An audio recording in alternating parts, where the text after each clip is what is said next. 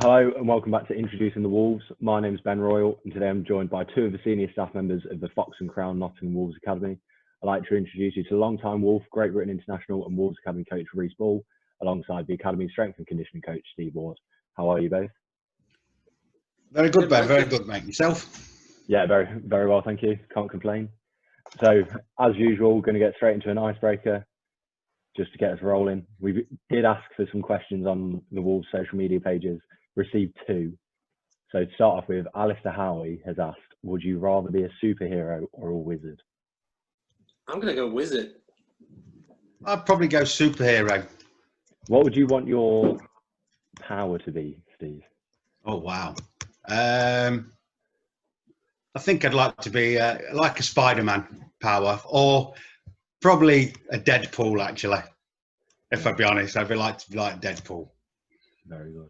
And then the other submitted question was just for you, Steve, from Tom Merriman. Who does Steve love the most, Tom, Ali or Luke? I suppose the diplomatic answer would be that I love them all equally. But that's a tough one. I don't know who to choose between all of them. As most of you probably know, we are pretty all good friends and have coached together with GB ladies. But I couldn't pick which one I love the most. I think that's definitely the diplomatic answer. This isn't a submitted question, but if you could choose your age forever, what age would you choose and why? 22. I've got a lot to choose from, to be fair, Reece, so I'll let you go first. I'm going 22, but when my body was kind of healthy. Can't Definitely argue with driven that. I'd probably go 23, 24. I would have said at that time I was the fittest I've ever been, I think. And I was playing at the best, playing my best at football, and playing at a good level as well. But I was really top of my game, I think, really then. I'd matured mentally, so I was thinking about the game better as well as playing well. So probably 24, which is probably 2 years before I did my cruciate ligaments and ACL, which stopped everything. That's a great answer. If you were to change your name, what would you want to change your name to and why? Wow. I feel like you've probably got something really creative, Steve. No, I don't. I quite like my name, really. Yeah, I'm not fussed about changing it. I can't think of anything. Yeah, I can't see how that would change me or improve me. Yeah, fair to enough. be fair. So I'd probably keep with what I've got. I don't like being called Stevie, so perhaps make sure nobody could call me Stevie. I never used Definitely to. calling you Stevie from now on. I didn't know you hated that. I don't hate it. I'm just not keen on it. Fair enough. But yeah, or I tell you what, I did used to when I was a lot younger. I didn't like was being called Wardy, but people seem to call you that all the time, so you sort of get used to it. But Reece, do you like being called Reece or anything like that? No. There you go, Reece. No, it's either Reece or Bully. That's about it. Yeah. And then if you could meet any living person and have them round for dinner, who would you pick and why? Just one or? Just one. Just one. No pressure.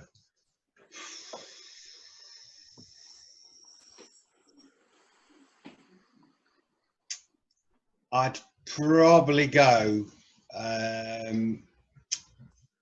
believe it or not, Professor Brian Cox.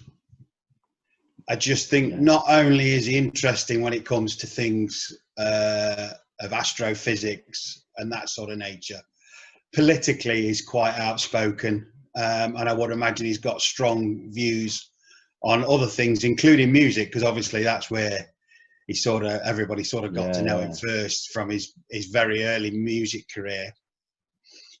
So yeah, I think he'd be an interesting guy. No, I think that's a great answer, actually. I wouldn't have thought of that myself, but couldn't argue. Mine's definitely not as smart as that. Mine will be Pavel Datsyuk just because he's a hockey hero and he can teach me how to play. That is literally about it. That's all I got in my head. Fair enough. And then if you could meet any living person and have them round for dinner, who would you pick and why? Just one. Pavel Datsyuk just because he's a hockey hero and he can teach me how to play. That is literally about it. That's all I got in my head. Again, you can't really argue with that though. Mm. Would you rather have invisibility or flight? Flight. Invisibility, for lots of reasons, but none I'm going to tell you about. So that is the last of the icebreaker questions. So before we get started properly, all three of us would just like to make it clear to everyone watching that the Fox and Crown Wolves Academy will be taking on new applicants soon. So if you're a player watching it that's eligible, or your child might be eligible and you're interested in being involved with the academy and you'd like to learn more, just stay tuned to our social media platforms over the coming weeks, and we'll be providing all the information that's necessary to get involved. To kick off, in terms of how the academy works and how you two got involved in the academy, could you just give an oversight? We'll start with you, Reese. Could you give an oversight of your sporting background? Well, I started off playing football, as most kids do. My family is quite an ice hockey oriented family, and they've always watched the Panthers and all that. My dad got me into watching the Red Wings as well, NHL, and they gave me the choice to start up when I was really young. I think it was not really young, I was about 16 to start playing ice. It was good for about a couple of years, and I started to lose a bit of interest, and then started playing ball for a couple of lads that I went to school with. From there, I just played ball hockey. Yeah. So obviously that's involved playing how many GB tournaments? I think it was 2 junior tournaments and 4 senior tournaments, I think. Something like that. Yeah. How about you, Steve? I started playing football from a very young age. Went on and played a lot of semi-professional football with different clubs around Nottinghamshire and Leicestershire and things like that. So played for people like Gainsborough, and I've been up at Hucknall Town for a majority of the time, but mainly football. But at school, I represented the county at football and rugby. I also did athletics. Never really got on with cricket, so never really bothered with cricket. But everything else, pretty much any sport, I'll have a go at and enjoy, really. So you only really got involved with ball hockey probably, what would it have been, 4 years ago maybe? 4 or 5 years ago, Yeah. I sort of fell into it. I was trying to. Sport's always been a big part of my life, and I've always found it to be a big release, stress relief, and that sort of thing. And I enjoy the camaraderie and everything else. So I was trying to get Scarlett into sport, and I went down the usual routes of things that obviously I had connections with and interests. I've tried football, and we did volleyball, and she's always been quite tall as a junior as such. Basketball, netball, things like that. She just never gelled with any of it. And then Isaac, who still plays with the Huskies now, invited to come up to a session, which she started off and she sort of enjoyed. And then I think one session she was sort of standoff, and Reese's dad, Adi, noticed, and he asked her what was the matter. And because she was taller than the other kids, she didn't like pushing them about, so he put her in goal. And basically then obviously it required more than just a mum being there or one of us being there. And when you've got a huge goalie bag to lug around and get a goalie dressed and everything else. And I sort of fell into it there, and just started playing, just a bit of fitness really, and enjoyed it more and more, and just wanted, as I've done with most sports, wanted to get as good as I probably could, and try and continue doing that. So, and that's really, the way I got into it, really, is through my daughter, I suppose. A lot of the time when we get sort of senior players starting, they will never really progress as much as the younger players do. Whereas you're so used to playing with the top training sessions, and you could drop into a first team game really. So I think that's pretty unique in terms of how you've applied yourself to it as well. I think playing high level sport, it sort of, you push yourself, and because you want to be. I still now, and I'll never ever reach it, I still look at people like Bobby and things like that, who are pretty much at the top of the game, people like Reese, and I want to compete against them people, because I think to really improve and move on as a player or whatever you're doing, you've got to put yourself against the best that you can possibly find. And if that means looking a fool sometimes and being outplayed by other people. That's a learning experience, and that's what I've always tried to do. And I've not really not frightened of failure as such, but I hate losing and I hate failure. So I will always apply myself 100% to do the best I can and play the best I can, wherever I'm playing and whatever I'm playing. So I'm coming out from the playing side in terms of the academy, but from the coaching side, what were the first ideas behind starting the academy? So what was the goal when we first started? Steve, if you'd like to start. I think for me, because obviously I can't go into as much into the technical side of it as Reece can on gameplay and things like that. What I noticed with a lot of players, and certainly when I'd watched the guys play at GB level, one of the biggest gaps between players was their overall physical fitness. And you play some of the Eastern European sides like the Czechs, the Slovaks. They're big individuals. They're strong. They're very strong on the stick. They're quick. They're agile. And we had a slight imbalance there. And that was one of the things for me, to start getting junior players playing at a better level with more gameplay understanding and a better physical presence really on the court, that they were fitter, quicker, stronger, and better equipped to go from playing in sports halls, really, is which we have to do, to going onto the GB stage, even at junior level, and playing on full-size rinks, which is a big task. And Reece will probably tell you, the first time he probably stepped out on a full-size rink, it was probably a bit of an eye-opener and a bit, oh my God, what am I going to do? Yeah. So, you've got to be at that higher level of fitness to compete with these guys, because that's what they get to train on and play on a regular basis, and we struggle to. So that was, for me, the academy really was that, and get the best players we'd got and that were around and try and make them better physically and tactically as well, really. No, that's perfect. Reece, the same question to you in terms of, I guess, the more tactical side. What was your sort of main motivation behind getting involved with the academy? I think the main thing is trying to bridge that gap, as like Steve said, with the bigger countries. And I think, like you said, the first step is the fitness side, and then the second step is the actual gameplay side. Like, I think a lot of players in this country are very talented players individually, but when it comes to playing as a team and in systems, it's something that we've never really done before. And especially me growing up, if it weren't for ice, I'd have no idea how to work into a system. So the idea is that when these kids get to our sort of age and start playing for GB and all this stuff, they can fit into a system without having to think about it. They know that this is where they're meant to be, this is how they're meant to play, they cycle here and all this stuff. The idea is that when they get out there for that first time, they're not shocked, they're ready for it. Yeah. So we can play to the best of our abilities and get as many wins as we can. That's the idea. No, it's brilliant. I think, like, from the playing side, I've really enjoyed everything we've done for the academy. And it's just so different, sort of going to adult training, and like, you're not just playing a scrimmage, you are doing the drills, that you are learning things like the whole time. And I think, I'm not sure I've played a game for the academy, like because of uni and stuff, but the results that the academy have picked up when they have played games, sort of, it's a testament to the tactical side of what we've been doing in training. Yeah, I've personally always loved that sort of side of hockey, the more tactical side. Like the idea that you can outthink the opponent before even playing, and it gives you like a mental advantage. So every sort of advantage at the minute we need to take, because some of these teams are so far ahead. People don't understand until they see them play. I mean, well, you could take the example of Canada men's. I mean, he was changing the systems that they were playing by shouting colours onto the court during an actual when somebody was just stepped on, because if they changed their lineup, he'd change their system and he'd just shout a colour on, and the team would just change what it was doing. And that's sort of awareness that you need and to understand.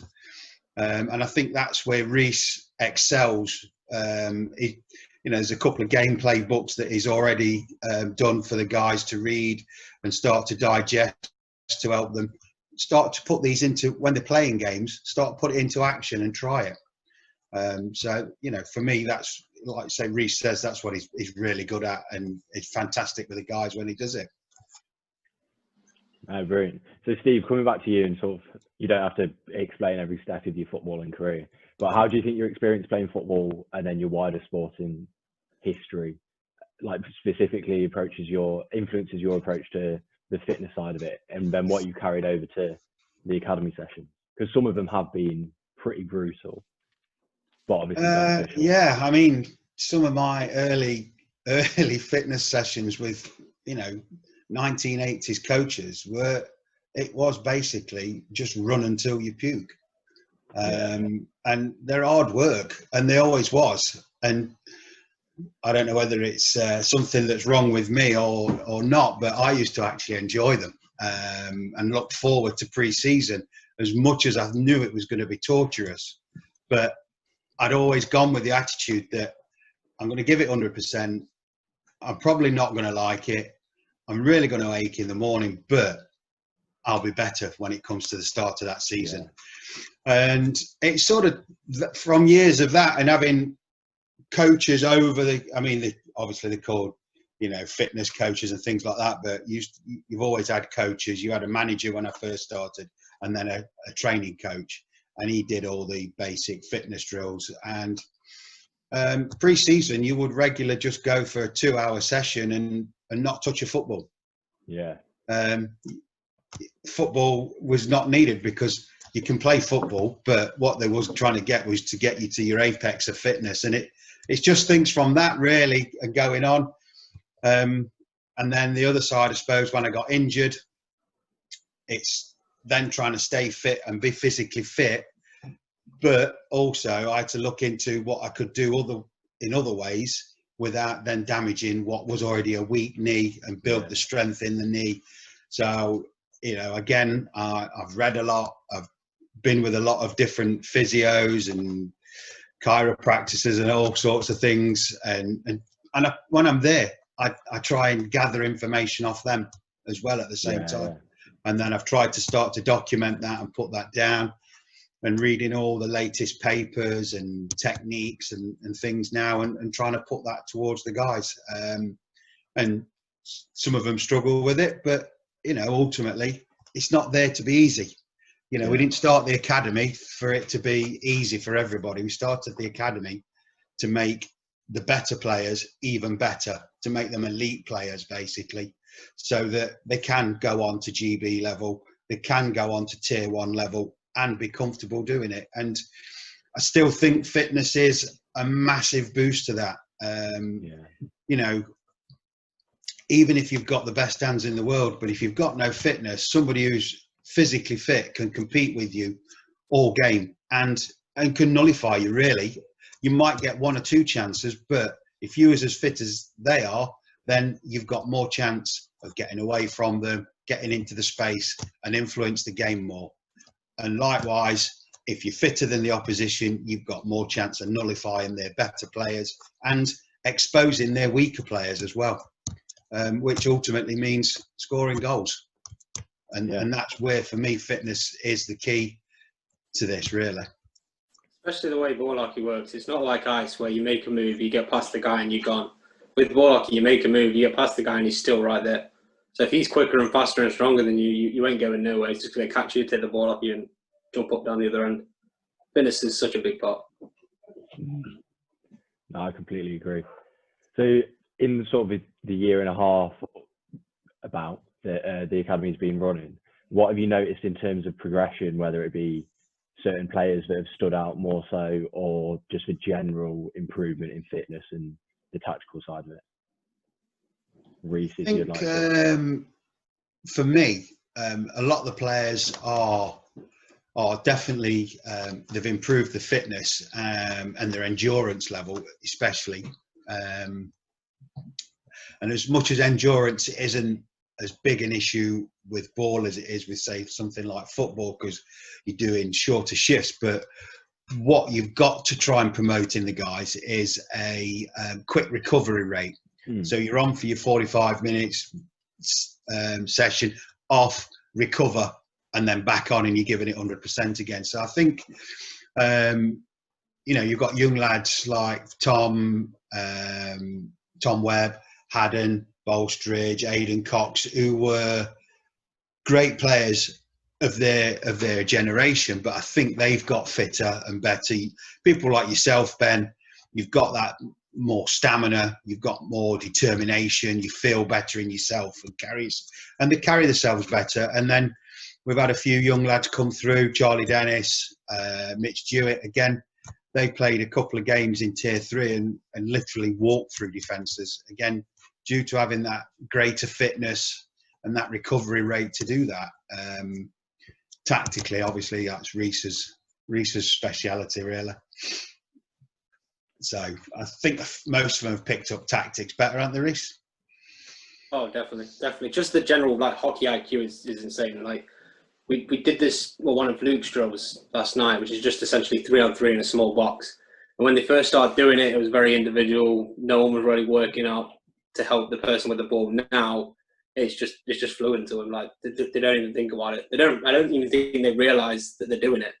Like just the little progressions like that is brilliant to see.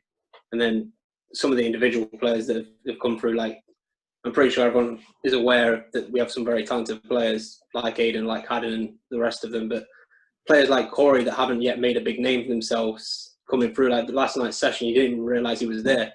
It's not like he's one of the worst players. He's fitting in beautifully, and that's down to the Huskies and the academy, which is just a step through each way, making them ready for the first team. Yeah, I mean, in the same vein as Corey, you've got Isaac as well, who's another absolute stud, really, when it comes to playing.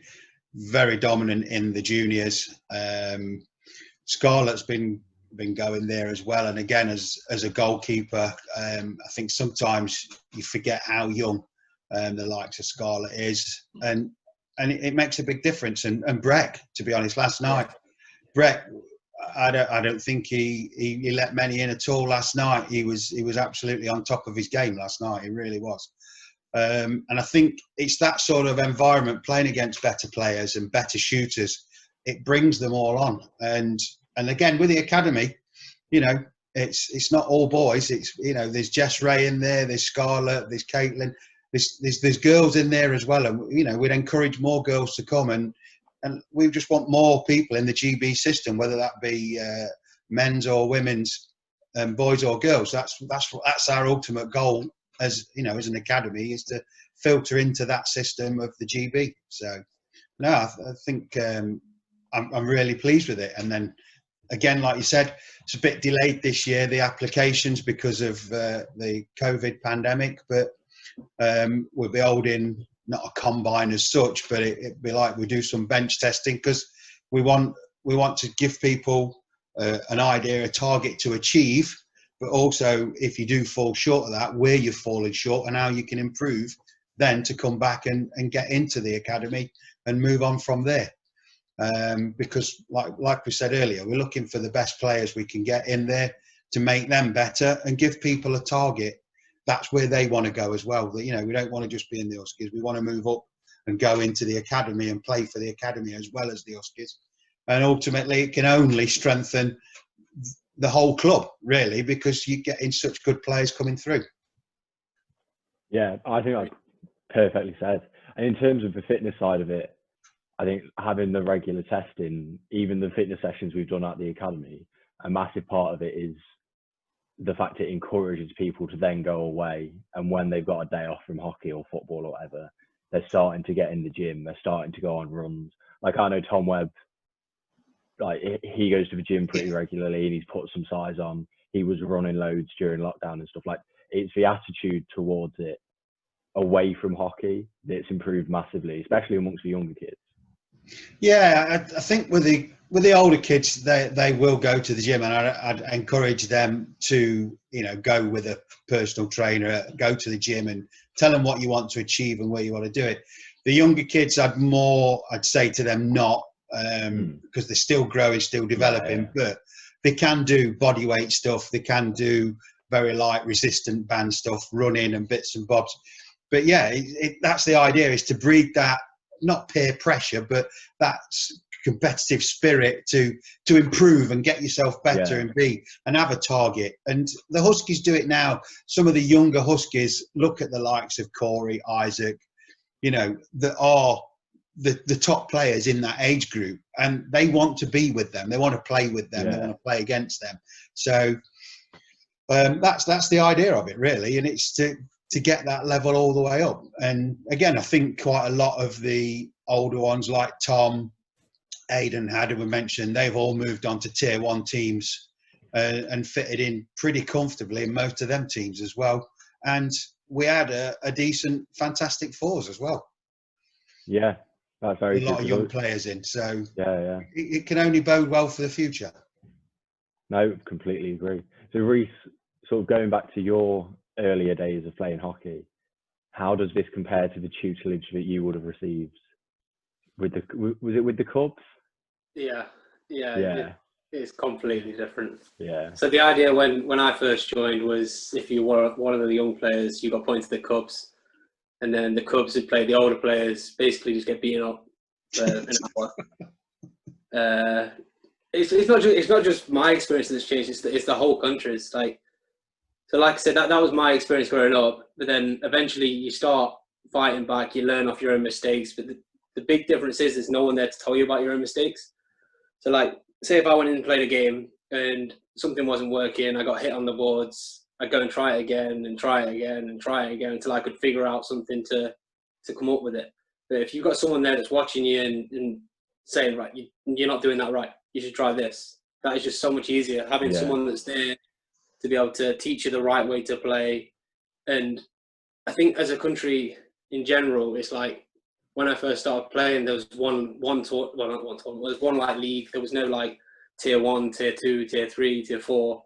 It was kind of like everyone played in this tournament. If you were good, you won it. If you were bad, you got spanked.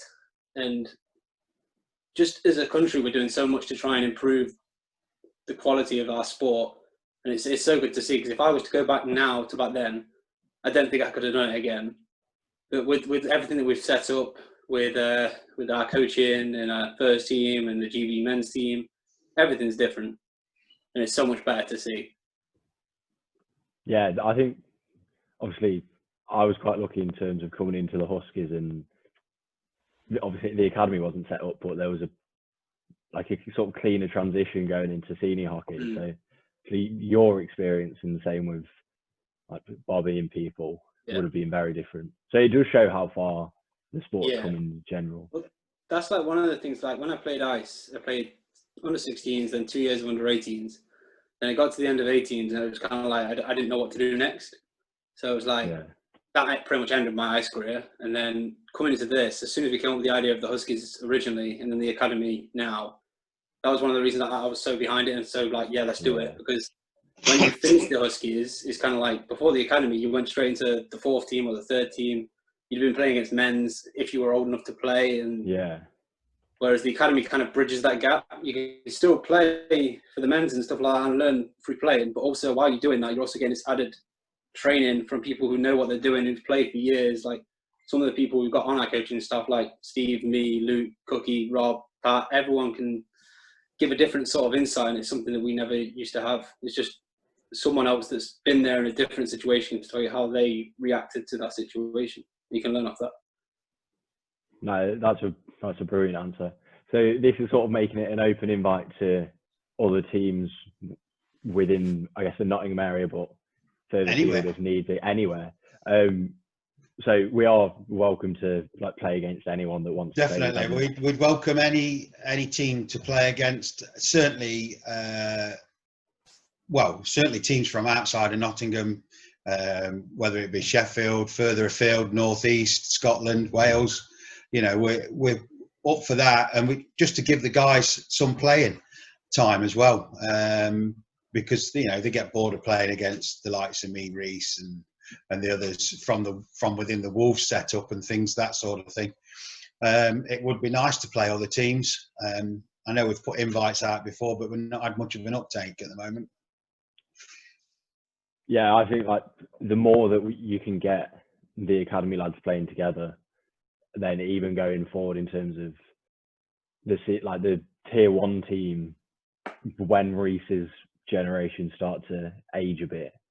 Like, a few more years yet. Let's talk about that yet. Yeah, there's there's at least always another hour next yet. Always the next year.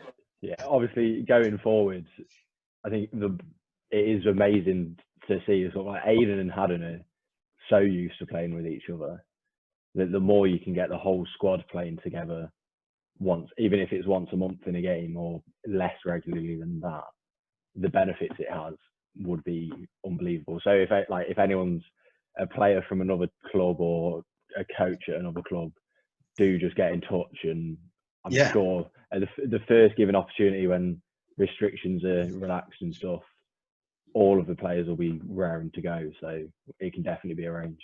Definitely, and I mean the guy to get in touch would be Rob Clayton ideally, but anybody really, we can put you in contact, and we potentially even use our venue, or if they've got their own venue, depending on day, obviously we could travel up and play. Yeah. So, but yeah, more the merrier, really. No, I completely agree. So obviously, we're filming this on Saturday, and last night the academy were able to get back into the hall for the first time since March. How was that? What was the experience like in terms of the coaching side of it? Good. It was really positive to actually play on a surface that was smooth instead of tarmac where the ball's jumping and bouncing. At the moment, we're still under certain rules where we've got to adhere to some social distancing, etc. But if everything goes well, within a couple of weeks, we should be back to scrimmaging, which would be fantastic because I think the guys are getting a little bit bored of keep doing more and more fitness stuff and ladder drills and hurdle drills and things like that. So it's nice to get them doing a bit of fitness and then working twice as hard while they're playing. So that fitness level just builds on builds because they forget that they're getting tired now because they're back playing ball hockey. So but it went fairly well. With a bit of luck, we've got the Huskies in on Sunday, so and that should help as well. So, but yeah, I from a personal point of view, I enjoyed getting back indoors and just playing on a slick surface again, and seeing the guys enjoy that and not having to worry about maybe a bit of glass on the court or it's slippy underfoot and that sort of thing. So it was from that side of it, it was pretty good. Yeah, no goalposts for Aidan Paget to run into either. No goalposts for Aidan to run into and cause us to get the medical kit out and that sort of thing. So or any bikes for me to ride on. Oh yeah, very true. So where do you see, so once we're transitioned back to a more regular indoor training with scrimmages and games and stuff, where would you like the academy to progress? In terms of tournaments and just a standard that you'd like the players to be playing at? I think the idea is to make it as professional as you possibly can. That's like the end game. It's what I would have loved as a kid to be able to say it was a professional sport. Obviously, we're all way away and all that stuff, but I think the less restrictions we have, and we can go into proper training schedules, and we know what we're doing 2-3 months down the line. We're going to be doing passing this week, shooting next week. We can start getting our booklets back out and everyone's on the same sort of page, the better. That's the plan. And then try and get some games in against other academies that are being made and following our example. That's the aim, I guess.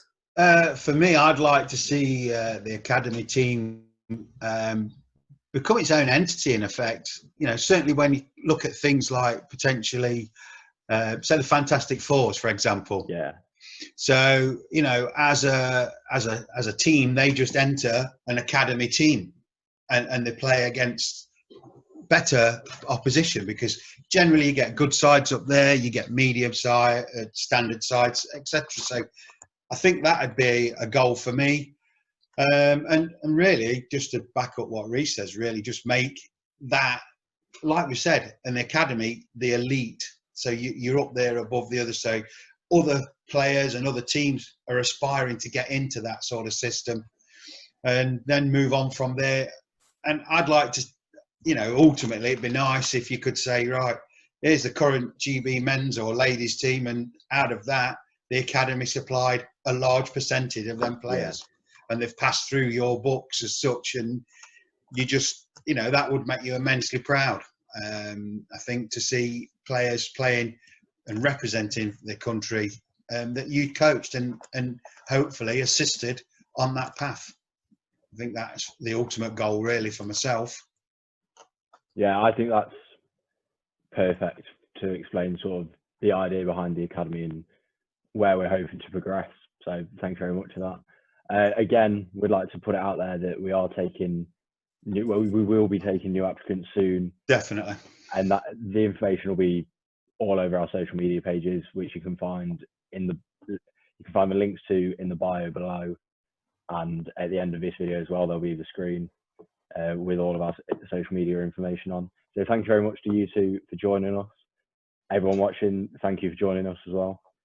Stay tuned for more content from us over the coming weeks, and hopefully games will be going ahead soon and we can get back into a bit of normality. Yeah, that's the plan. Hopefully, that's the plan. So yeah, it's been a pleasure, gents. It's been a pleasure. Thanks very much.